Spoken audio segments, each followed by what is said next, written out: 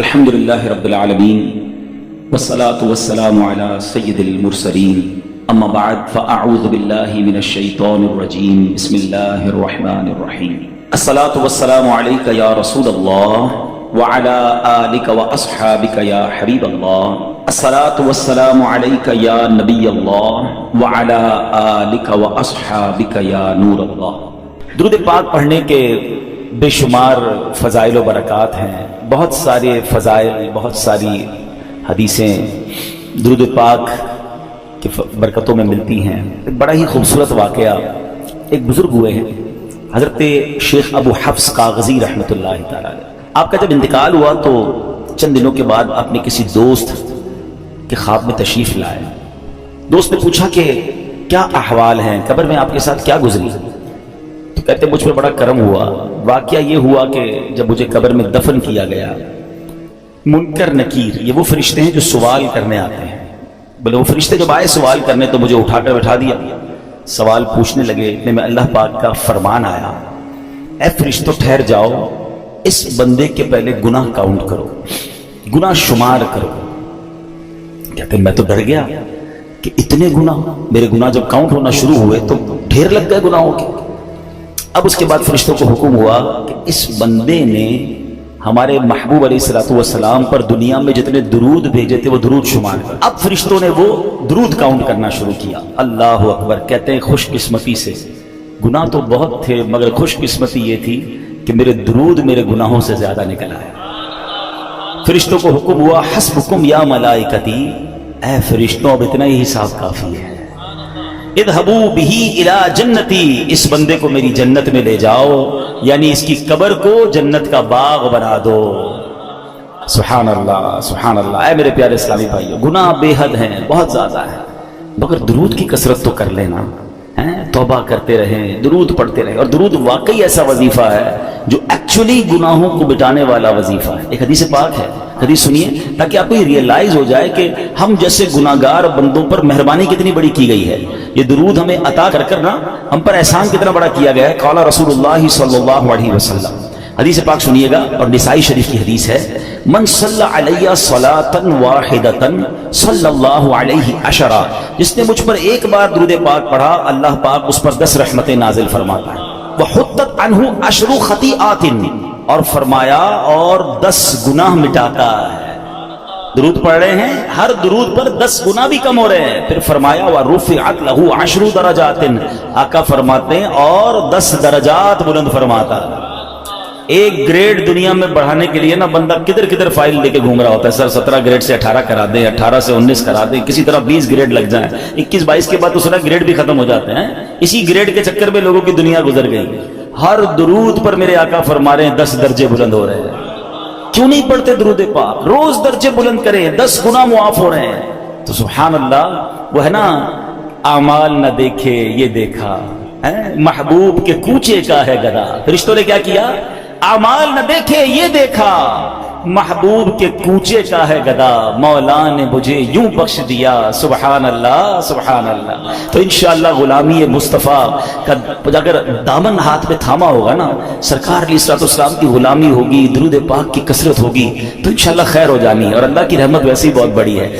وہ غالباً مولانا حسن رضا خان صاحب کا شعر ہے نا، تیری رحمتوں سے کم ہے میرے جرم اس سے زائد، نہ مجھے حساب آئے نہ مجھے شمار آئے۔ کیا خوبصورت کاؤنٹنگ پیش کی ہے۔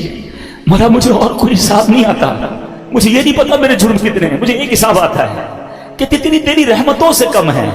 مجھے یہ پتا ہے بہت زیادہ ہے، میں مانتا ہوں بڑی خطائیں ہیں، بڑے جرم ہیں، مگر ایک حساب ضرور آتا ہے مجھے کہ جتنے بھی گناہ ہیں تیری رحمتوں سے کم ہیں، میرے جرم اس سے زائد نہ مجھے حساب آئے نہ مجھے شمار آئے۔ مگر اور کوئی کاؤنٹنگ نہیں آتی مجھے، ایک کاؤنٹنگ پتا ہے کہ جتنا تو بڑا رحیم ہے نا، تیری رحمت جتنی بڑی ہے اس کے مقابلے میں میرے گناہ کچھ نہیں۔ اسی کریم سے بھروسہ ہے، اسی رحمان سے بھروسہ ہے۔ بس درود پاک کی کثرت کیجئے، اللہ سے سچی محبت کیجئے، توبہ کیجئے۔ وہ بڑا کریم ہے، وہ رحمان ہے، جو وہ کروڑوں کو بخش رہا ہے تو مجھ جیسے گناہگار کو بخشنا اس کی رحمت کے لیے کیا مشکل ہے۔ اللہ ہم سب کی بخشش فرمائے۔ نیت کر لیں کہ بس انشاءاللہ آج کے بعد درود پاک کی کثرت کریں گے انشاءاللہ۔ آئیے مل کر محبت کے ساتھ باواز بلند درود پاک پڑھ لیں. صلو علی الحبیب صلی اللہ تعالی علی محمد صلی اللہ علیہ وسلم. حضرت وہب بن منبہ رحمۃ اللہ تعالی بہت بڑے بزرگ ہیں, یہ تابعی بزرگ ہیں. آج یہ بھی سمجھ لیں تابعی کس کو کہتے ہیں, صحابی کس کو کہتے ہیں. پہلے یہ ڈیفینیشن سمجھ لیں. جس شخصیت نے سرکار دو عالم علیہ الصلوۃ والسلام کا ایمان کی حالت میں دیدار کیا یا صحبت اٹھائی. دیدار کرنا شرط نہیں ہے کیونکہ کچھ صحابہ نابینا بھی تھے. صحبت اٹھائی ایمان کی حالت میں اور ان کا انتقال بھی ایمان پر ہوا تو وہ صحابی ہیں. اور سبحان اللہ, ہر صحابی جنتی ہے, ہر صحابی نبی جنتی. ایسے بڑی کمال کی بات ہے, دنیا کا کوئی کتب, کوئی ابدال, کوئی غوث کسی صحابی کے مرتبے پر نہیں پہنچ سکتا ہے. لیکن غوث کتب ابدال کی کتنی عبادتیں ہیں. امام اعظم کے بارے میں آتا ہے 45 سال تک عشاء کے وضو سے فجر پڑھی. غوث پاک کے بارے میں آتا ہے آلموسٹ مور دین 30 ایئرز عشاء کے وضو سے فجر پڑھی, پوری رات کئی سالوں تک قرآن پڑھا. مگر کوئی بھی جس کو کہتے ہیں نا کہ غوث کتب ابدال, کسی ایک صحابی کے مرتبے پر نہیں پہنچ سکتا. اور کئی صحابہ ایسے ہیں جنہوں نے کوئی نماز ہی نہیں پڑھی, کوئی روزہ نہیں رکھا, ہے نا. عجیب بات, کیسے ہوتا تھا ایسا. جب نبی پاک غزوات کے لیے جاتے تھے, جنگ کے لیے جاتے تھے, تو کچھ لوگ آتے تھے پیارے آقا کی بارگاہ میں, نبی پاک کی باتیں سنتے, آپ کا دیدار کرتے, کلمہ پڑھتے اور جنگ میں شامل ہو جاتے, شہید ہو جاتے. موقع ہی نہیں ملا نماز پڑھنے کا, کوئی وقت ہی نہیں آیا نماز پڑھنے کا. مگر مرتبہ کیا مل گیا کہ کسی غوث کتب ابدال کوئی برابر ہی نہیں پہنچ سکتا. تو پتہ ہی یہ مرتبہ ملا کیسے تھا. یہ مرتبہ ملا ہے جلوہ جانا دیکھنے کی وجہ سے. اچھا, یہ بڑی عشق والی اور بڑی گہری بات ہے, کہیں پڑھی نہیں ہے, ٹھیک ہے, لیکن ہے بڑی گہری بات. کہتے ہیں کسی کی منہ دکھائی ہوتی ہے, کسی کو دیکھ کر بندہ کہتا ہے آج اس کا دیدار کیا تو اس کو کوئی تحفہ دینا ہے. حبیب پاک کے چہرہ انور کی جس نے زیارت کر لی, صرف زیارت ایمان کی حالت میں کر لی اور اس کا خاتمہ ایمان پر ہو گیا, رب کریم نے اس کو انعام کیا عطا فرمایا کہ اس کو صحابی بنا دیا. اب دنیا کا کوئی غوث, کوئی کتب, کوئی ابدال اس کے مرتبے پر نہیں پہنچ سکتا. یہ محبوب کریم کے جلوے کی رعنائیاں اور ان کے دیدار کی برکتیں ہیں. اور پھر تابعی کس کو کہتے ہیں, یہ سیکنڈ لیئر ہے. فرسٹ لیئر صحابی ہے, سیکنڈ لیئر ہے تابعی. یہ وہ لوگ ہیں کہ جنہوں نے کسی صحابی کا ایمان کی حالت میں دیدار کیا اور ان کا خاتمہ بھی ایمان پر ہوا. یہ ہے تابعی. تابعی بھی جنتی ہیں.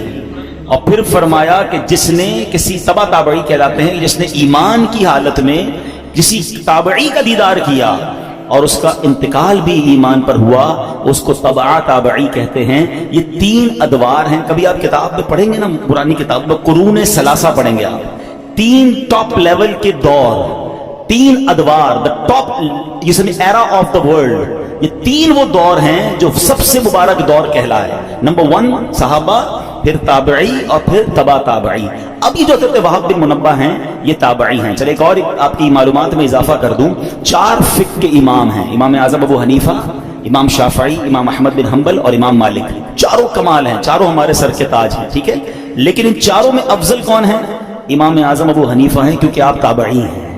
امام اعظم نے کئی صحابہ کی صحبت اٹھائی, ان سے ملاقات کی, ان کا دیدار کیا. بہرحال اب میں آتا ہوں اس واقعے کی طرف. ون آف دا امیزنگ واقعہ ہے. حضرت وہب بن منبہ کہتے ہیں کہ حضرت ابراہیم خلیل اللہ علی نبینا علیہ السلام, ٹھیک ہے, یہ اللہ کے خلیل, اللہ کے دوست. اور اللہ اکبر, موضوع میرا آج نہیں ہے لیکن باتیں ذہن میں آتی جا رہی ہیں. میرے بچے بھی ہیں, ینگسٹر بھی ہیں, حضرت ابراہیم علیہ السلام کو ضرور پڑھیں.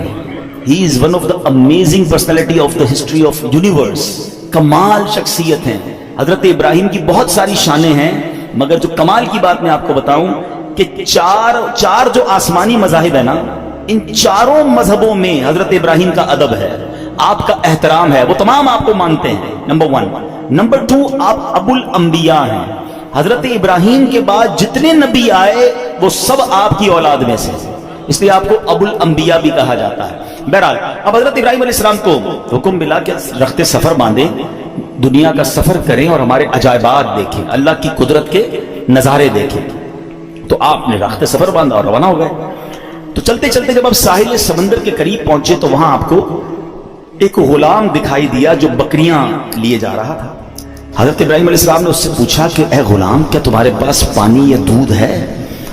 تو عرض کیا جی ہے, جو آپ کہیں آپ کو پیش کر دوں. آپ کو کیا چاہیے آپ بتائیے, پانی چاہیے یا دودھ چاہیے؟ تو حضرت ابراہیم نے کہا کہ پانی پلا دو.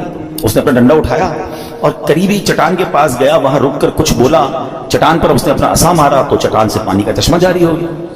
حضرت ابراہیم کو اس نے پانی بھر کے پانی پلا دیا. اچھا, حضرت ابراہیم نے بھی اپنا تعارف نہیں کرایا تھا کہ آپ کون ہیں, آپ نے پانی پیا اور حیرت سے غلام کو دیکھنے لگے. تو اس نے, غلام نے دیکھا کہ بڑے حیران ہو رہے تھے. آپ کو حیرانی کیوں ہو رہی ہے؟ تو کہا حیرانی نہیں ہوگی, تم نے جا کے لکڑی ماری, ڈنڈے ماری اور پتھر سے پانی نکل آیا. تو کہا میں آپ کو راز بتاؤں. تو کہا بتاؤ. کہ مجھے پتا چلا ہے کہ اللہ کے ایک نبی ہیں اور اللہ پاک نے انہیں اپنا خلیل بنایا ہے, اور میں خلیل اللہ کے وسیلے سے جو بھی مانگتا ہوں نا اللہ مجھے عطا فرما دیتا ہے. میں ابھی اس چٹان پر گیا تھا, میں نے اسی خلیل اللہ کا نام لیا تو پانی کا چشمہ آ گیا. حضرت ابراہیم نے کہا کہ میں ہی وہ خلیل اللہ جسے اللہ پاک نے خلیل بنایا. اللہ اکبر. یہ سن کر تو غلام کی خوشی کی انتہا نہیں رہی کہ میں تو روز جس کے وسیلے سے کام کر رہا ہوں وہ آج میرے سامنے آ گئے. وہ کہتے نا, وہ آئے ہمارے گھر خدا کی قدرت ہے, کبھی ہم ان کو کبھی اپنے گھر کو دیکھتے ہیں. دل ہی دل میں اپنی قسمت پر فخر کر رہا تھا. کہتے واقعی سچ بتا دو آپ ہی خلیل اللہ ہیں. حضرت ابراہیم فرماتے ہیں ہاں میں ہی خلیل اللہ ہوں. اللہ اکبر. یہ سننا تھا کہ وہ غلام بے ہوش ہو کر گرا, یعنی خوشی کے مارے اسے کنٹرول نہیں ہوا اور اس کی روح قبض ہو گئی. روایت میں آتا ہے اس وقت آسمان سے ایک نور اترا اور اس نور نے خوش نصیب غلام کی لاش کو ڈھانپ لیا. جب وہ نور چھٹا تو پتہ نہیں چلا وہ لاش کہاں گئی. وہ نور سے اٹھا لیا گیا یا زمین میں دفن کر دیا گیا. یہ ایک واقعہ آپ کے ساتھ ہوا. آپ اور آگے بڑھے, ایک پہاڑ پر پہنچے, وہاں ایک گھر تھا, اس کے 2 دروازے تھے. آپ علیہ السلام اندر داخل ہوئے.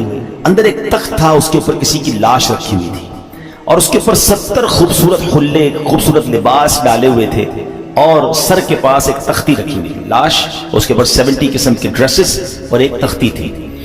تو حضرت ابراہیم علیہ السلام نے جب اس تختی کو پڑھا تو اس پر پتہ کیا لکھا تھا؟ میں شداد بن عاد ہوں, میں 1000 سال زندہ رہا, میں نے 1000 لشکروں کو شکست دی, میں نے ہی شہر ارم بنایا, مگر افسوس جب میری موت کا وقت قریب آیا تو میری ساری تدبیریں رد ہو گئیں. میں نے دنیا بھر سے ڈاکٹروں کو جمع کیا, کوئی بھی میری موت کو ٹال نہ سکا. بس جس نے بھی مجھے دیکھا اب اسے دنیا کے دھوکے میں نہیں آنا چاہیے. اے لوگو, خود پر دنیا کے دروازے تنگ رکھو. تم اتنی بادشاہت کے مالک نہیں ہو جیسی بادشاہت کا مالک میں. تم اتنا عرصہ زندہ نہیں رہے, نہ رہو گے جتنا عرصہ میں زندہ رہا. تم اتنا جمع نہیں کر سکو گے جتنا میں نے جمع کیا. ہاں ہاں سن لو, دنیا دھوکے باز ہے, قاتل ہے, اپنے طلبگار کے ساتھ کھیل کھیلتی رہتی ہے. یہ عجوبہ دیکھ کر حضرت ابراہیم علیہ السلام واپس تشریف لے آئے. شاعر کہتے ہیں نا, بے وفا دنیا پہ مت کر اعتبار, تو اچانک موت کا ہوگا شکار. موت آ کر ہی رہے گی یاد رکھ, جان جا کر ہی رہے گی یاد رکھ. گر جہاں میں 100 برس تو جی بھی لے, قبر میں تنہا قیامت تک رہے. جب فرشتہ موت کا چھا جائے گا پھر بچا تجھ کو نہ کوئی پائے گا. موت آئی پہلوان بھی چل دیے, خوبصورت نوجوان بھی چل دیے. دنیا میں رہ جائے گا یہ دبدبا, زور تیرا خاک میں مل جائے گا. 2 واقعات, اور ان دونوں واقعات میں ہمارے لیے بہت کچھ سیکھنے کو ہے. پہلا, خوش نصیب, کیسا غلام تھا, کیسا عقیدہ تھا, کیا اللہ کے نبی سے محبت تھی, اور اس عقیدے کی برکت دیکھے کہ ان کے وسیلے سے جو مانگتا تھا اللہ عطا فرما دیتا تھا. ایکچولی یہ جو دعائیں ہیں نا, ان دعاؤں میں جو مین چیز ہوتی ہے نا وہ آپ کا بلیف کا اسٹینڈرڈ کتنا ہے, لیول بلیف کیا ہے. اس کو محبت اتنی تھی حضرت ابراہیم سے, بھروسہ اتنا تھا اللہ پر کہ میں خلیل اللہ کا وسیلہ جب اللہ کی بارگاہ میں پیش کروں گا اللہ میری مشکلیں ٹال دے گا, میری مصیبتیں حل کر دے گا. اور ایسا ہی ہوتا تھا. اس سے پتہ چلا کہ حضرت ابراہیم علیہ السلام کی شان بھی کیا ہے, اور اس واقعے سے یہ بھی پتہ چلا کہ اللہ والوں کا وسیلہ بارگاہ الہی میں دینے سے بعض اوقات کام ہو جاتے ہیں, اور اس میں کوئی حرج نہیں ہے. یہ تابعی بزرگ واقعہ بیان کر رہے ہیں, اس سے یہ سیکھنے کو مل رہا ہے کہ اللہ والوں کا وسیلہ پیش کر کے اللہ کی بارگاہ میں دعا مانگے تو دعائیں قبول ہوتی ہیں. بہرحال دوسرا واقعہ جو تھا وہ بڑا ہی عبرت انگیز ہے, ہمارے لائف سٹائل کے حوالے سے وہ بڑا ریلیونٹ ہے. شداد کون تھا؟ بڑے روب و دبدبے والا بادشاہ تھا.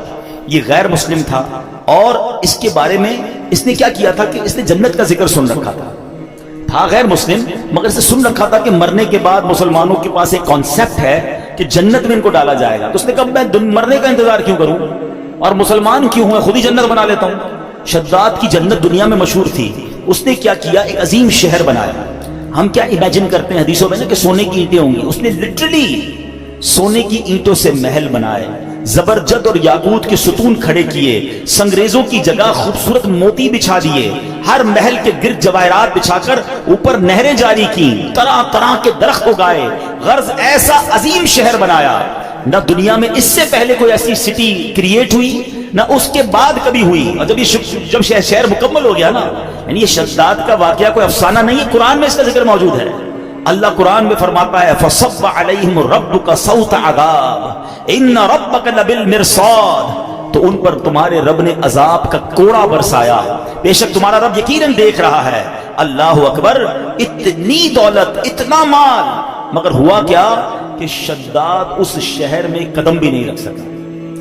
جب وہ کریٹ ہو گیا, جب اس کی اوپننگ سیریمنی کا وقت آیا, شداد کو بلایا گیا کہ جناب اب آپ نے اس شہر میں داخل ہونا ہے جو آپ نے جنت دنیا میں بنائی ہے, مگر اس سے پہلے اسے موت نے آ لیا. جہاں میں ہے عبرت کے ہر سو نمونے, مگر تجھ کو اندھا کیا رنگ بو نے. کبھی غور سے بھی یہ دیکھا ہے تو نے, جو آباد تھے وہ محل اب ہیں سونے, جگہ جی لگانے کی دنیا نہیں ہے, یہ عبرت کی جا ہے تماشا نہیں ہے. ایسے کئی واقعات آپ نے بھی دیکھے ہوں گے, اپنی لائف میں دیکھے ہوں گے. بڑی تیاری کرتا ہے انسان, بڑی پلاننگ کرتا ہے, ابھی یہاں پہنچنا ہے, ابھی یہ گھر کمپلیٹ کروں گا, ابھی یہ بلڈنگ بنا لوں گا, ابھی بزنس سیٹل کروں گا, ابھی فلاں ملک پہنچ جاؤں گا, اور اچانک اس کی زندگی کا وقت پورا ہو جاتا ہے. آپ کو پتا ہے شب برات جو رات ہے, وہ رات کون سی رات ہے کہ اس رات فیصلے ہونے ہیں, اس رات یہ لکھا جانا ہے. جی ہاں, روایتوں میں مضمون ملتا ہے کہ یہ وہ رات ہے کہ جس رات یہ ڈیسیشن لیا جائے گا کہ اگلے سال کس نے مرنا ہے. یہ وہ رات ہے جس رات فیہا یفرق کل امر حکیم, قرآن کہتا ہے اس رات میں ہر حکمت والا کام بانٹ دیا جاتا ہے. نصف شعبان کی جب رات آتی ہے نا, حضرت عطا بن یسار فرماتے ہیں کہ 15th نائٹ آف شعبان جب رات آتی ہے تو حضرت ملک الموت کو ایک چھوٹی کتاب, ایک صحیفہ دیا جاتا ہے, حکم دیا جاتا ہے, اس میں جن کے نام لکھے ہیں ان کی روح اس سال قبض کر لینا. یہ ڈیوٹی دے دی جائے گی اس اگلے سال میں کس نے دنیا سے جانا ہے. وہ آپ فرماتے ہیں آدمی شادی بیاہ میں مصروف ہوتا ہے, گھر کی تعمیر و ترقی میں لگا ہوتا ہے, جبکہ اس کا نام مردوں کی فہرست میں لکھا جا چکا ہوتا ہے. بے وفا دنیا پہ مت کر اعتبار, تو اچانک موت کا ہوگا شکار, موت آ کر ہی رہے گی یاد رکھ, جان جا کر ہی رہے گی یاد رکھ. ذرا تھوڑا سا امیجن کرو نا, 2023 شب برات میں ہمارے ساتھ کچھ لوگ تھے جو آج نہیں ہیں. اٹ مینز ان کا نام اس رات ڈیسائیڈ ہو چکا تھا اور وہ ڈیلیور کر دیا گیا تھا. ہمیں نہیں, ان کو بھی نہیں پتا تھا, ہمیں بھی نہیں لگتا تھا یار یہ تو آس پاس ہی رہتے ہیں, یار یہ کدھر جائے گا. مگر he is not with us right now. کہاں ہیں؟ اپنی قبر میں ہیں. اگلی شب برات پھر آنی ہے. ہو سکتا ہے پھر مسجد میں اجتماع ہوگا, ہو سکتا ہے میں نہ ہوں, ہو سکتا ہے آپ نہ ہوں. کس بات کا غرور ہے یار, کس بات کی پلاننگ ہے؟ اتنے جنازے اٹھنے کے بعد بھی ہمارے اوپر غفلت ہے. میں ریسنٹلی ایک واقعہ ہوا ہے, بہت ہی میرے کلوز فرینڈ ہے, میں نام نہیں لوں گا, ان کے رشتہ دار یہاں موجود ہیں, مگر اس لیے وہ واقعہ بیان کر رہا ہوں کہ بہت کچھ سیکھنے کو ہے ہمارے لیے اس میں. ابھی پچھلے دنوں کی بات ہے, دنیا بھر سے لوگ جرمنی میں جمع ہوتے ہیں, ایک بزنس جو ہے وہ ایگزیبیشن لگتا ہے, ایمٹیکس ہیں, بڑے بڑے بزنس مین جاتے ہیں وہاں پر. اس بار اتفاقاً مجھے بھی جانے کا موقع ملا. ہماری نیت بزنس کی نہیں تھی, ہم الحمدللہ یہ نیت لے کر گئے تھے کہ جب دنیا بھر کے بزنس کمیونٹی کے لوگ جمع ہو رہے ہیں تو کیوں نہ ہم, ویسے جرمنی میں دعوت اسلامی کا بڑا کام ہے, تو ہم نے سوچا کہ ہم اپنا دعوت اسلامی کا کام بھی دیکھ لیں گے اور اس ایگزیبیشن میں جا کر بھی اسلام کی دعوت, نیکی کی دعوت اور لوگوں کو اللہ رسول کی بات پہنچائیں گے. میرے بہت اچھے وہ دوست بھی تھے, بہت, اگر وہ آج حیات ہوتے تو آج ہمارے اجتماع میں ہوتے, وہ اس مسجد میں بھی اجتماع میں آتے تھے. اتنا ہماری, یعنی سمجھ لیں ہماری اس فیملی کا حصہ تھے. ٹھیک ہے نا. کیا ہوا دیکھیں, مطلب کہاں موت آ سکتی ہے, کیسے موت آ سکتی ہے, آپ ذرا سمجھیے گا. اچھا میں اور آپ آج تک جب بھی جہاز میں بیٹھے ہیں ہمیں ایک ہی ٹینشن ہوتی ہے, جہاز گر نہ جائے. ایسا ہی ہے نا, سیٹ بیلٹ باندھ لیں, جہاز جب ببل کرتا ہے تو ہمیں گھبراہٹ ہوتی ہے کیا جہاز کریش ہو گیا تو مر جائیں گے. وہ جہاز میں بیٹھے, وہ جہاز کریش نہیں ہوا, 200-300 مسافر تھے, سب جرمنی پہنچے, مگر جہاز میں کم و بیش 35,000 فٹ کی بلندی پر ان کی روح قبض ہو گئی. وہ جہاز میں تھے, میں جرمنی ایئرپورٹ پہ لینڈ ہوا, مجھے میسج آیا, مجھے یقین نہیں آیا. میں نے کہا اچھا, میسج بھی بڑا عجیب تھا کہ فلاں بھائی کا جہاز میں انتقال ہو گیا. اور ابھی کچھ گھنٹوں بعد جرمنی فلائٹ اترے گی. میں نے کہا یار جہاز میں انتقال ہوا تو خبر کیسے باہر آ گئی؟ اب تو خیر جہاز میں انٹرنیٹ آ گیا ہے. اب میں نے ان کے رشتہ داروں کو تلاش کرنا شروع کیا. ان کے کچھ رشتہ دار بھی جرمنی میں تھے. میں نے ان کو فون کیا. میں بھی ایئرپورٹ پہ ہی ہوں, جرمنی فرینکفرٹ ایئرپورٹ پہ ہی تھا. جہاز سے اترا, مجھے میسج آیا, مجھے یقین نہیں آیا کیونکہ مجھے یہ پتا تھا کہ یہ سارے آ رہے ہیں جرمنی. ان کے رشتہ دار کو کال کیا, وہ کہتے ہیں ہمارے پاس بھی خبر آئی ہے اور جہاز سے ہی آئی ہے, لیکن ہم خود بھی ششو پنج میں ہیں کہ واقعی ایسا ہو گیا. تو میں نے کہا جہاز سے کیسے آ گئی؟ کہ ان کے کچھ دوست ساتھ تھے, انٹرنیٹ انہیں ملا, انہوں نے فوراً میسج کیا. اور اچھا اب فلائٹ کب لینڈ ہوگی؟ تو کہا فلائٹ ابھی 5 گھنٹے باقی ہیں یا 4 گھنٹے باقی ہیں. میں بھی انتظار کرتا رہا, بار بار ہم فون پہ رابطے میں رہے.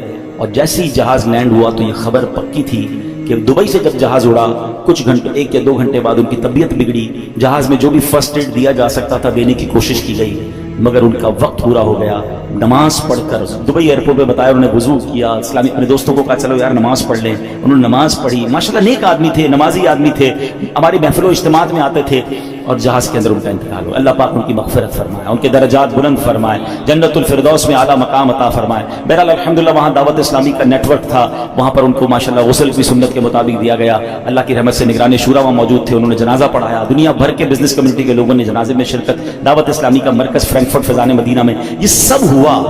مطلب یوں دیکھا جائے تو آخری جو فیونرل تھا یا آخری جو ان کے جو رسمیں تھیں وہ تو بہترین ہو گئی, لیکن ہم سب کو وہ ایک پیغام دے کر گئے, جگہ جی لگانے کی دنیا نہیں ہے, یہ عبرت کی جا ہے تماشا نہیں. اب بھی اگر مجھے اور آپ کو احساس نہیں ہوگا کہ میں کبھی بھی مر سکتا ہوں, یعنی پلان اتنے سارے کرنے والا کیوں نہیں سوچتا آگاہ اپنی موت سے کوئی بشر نہیں, سامان 100 برس کا ہے, پل کی خبر. آپ میں سے بہت سارے لوگ قبرستان گئے ہوں گے, جانا چاہیے. شب برات سنت ہے قبرستان, رشتہ داروں کی قبریں ہوتی ہیں, مرحومین کی قبریں ہیں, جانا چاہیے, فاتحہ پڑھنی چاہیے. لیکن 2 باتیں قبرستان کے حوالے سے بھی عرض کروں. قبرستان جب بھی جائیں, اگر آپ کی کسی ریلیٹو کی قبر ہے اور وہ قبر ایسی جگہ پر ہے کہ جہاں آپ کو کئی قبریں پھلانگ کر پیر رکھ کے وہاں جانا پڑے گا, تو پھر نہ جائیں, کیونکہ قبر پر پیر رکھنا ناجائز ہے. بلکہ ایسے راستے پر چلنا جس کے بارے میں یہ گمان ہو کہ یہاں پہلے قبریں تھیں اب راستہ بنایا گیا, وہاں بھی چلنا حرام ہے, تو نہ جائیں. ٹھیک ہے, آپ باہر ہو کے فاتحہ پڑھ لیں, انشاءاللہ آپ کی حاضری ہو جائے گی. السلام علیکم یا اہل القبور یغفر اللہ لنا ولکم وانتم سلفنا ونحن بالاثر. بڑی پیاری دعا ہے, اس دعا کا معنی بھی بڑا عبرت والا ہے. بات پتہ کیا ہے, ہم دعائیں پڑھتے ہیں اس کا معنی نہیں پتا ہوتا. اگر صرف اس ایک دعا کو سمجھ جاؤ نا تو جو میں بیان کر رہا ہوں آپ کو سمجھ آ جائے گا. دعا کیا ہے یاد بھی ہوگی آپ کو. السلام علیکم یا اہل القبور, کیا معنی ہے؟ اے قبر والوں تم پر سلام ہو. یغفر اللہ لنا ولکم, اللہ تمہاری اور ہماری مغفرت فرمائے. وانتم سلفنا ونحن بالاثر, تم پہلے چلے گئے, ہم نے پیچھے آنا ہے. یہ پیغام ہے اس دعا میں کہ قبریں دیکھ کر یاد کرو کہ یہ چلے گئے, اب تم نے جانا ہے. قبرستان جاتے ہیں پھر بھی چہرے پہ ہنسی ہے, پھر بھی انجوائمنٹ ہے, پھر بھی موبائل فون ہے. قبر کی کسی کو تدفین ہو رہی ہوتی ہے تو باہر وہاں بیٹھ کے سگریٹ پی رہے ہوتے ہیں, گپے لگا رہے ہوتے ہیں, بزنس کی باتیں کر رہے ہوتے ہیں. یار قبرستان جا کر تو یاد کر لو کہ کل میری باری آنے والی ہے. عبرت جس کو کہتے ہیں میسج لینے کا انداز ہی نہیں ہے. ہمارے بزرگان دین کیسے عبرت کے مدنی پھول لیتے تھے, لیکن ہمیں عبرت لینا نہیں آتا ہے. اب ذرا سوچیں. اچھا چلیں اس دعا میں ایک اور بات بھی سیکھ لیجئے. ماشاءاللہ وہی والی بات ہے نا, جو چیز سیکھنے کو مل جائے تو سیکھ لینی چاہیے. تو سیکھنی کیا ہے کہ اس میں کیا میسج ملا. دعا کیا ہے, دوبارہ دہرائیے گا. السلام علیکم یا اہل القبور. واہ بھائی واہ, مسئلہ تو حل ہو گیا اس دعا میں. حدیث پاک کی دعا ہے, یہ مشکات شریف میں دعا موجود ہے. اے قبر والو تم پر سلام ہو. قبرستان میں سارے اللہ کے ولی ہیں, بتاؤ نا, سارے صحابہ ہیں, سارے جنتی ہیں. ہمیں کیا پتا ہے, شرابی کی بھی قبر ہے, کبابی کی بھی قبر ہے, نمازی کی بھی قبر ہے, نیک کی بھی قبر ہے, گناہ. اللہ سب کی مغفرت فرمائے. مگر عام مسلمانوں کو حدیث کیا بتا رہی ہے, یا اہل القبور, اے قبر والو تمہیں سلام ہو.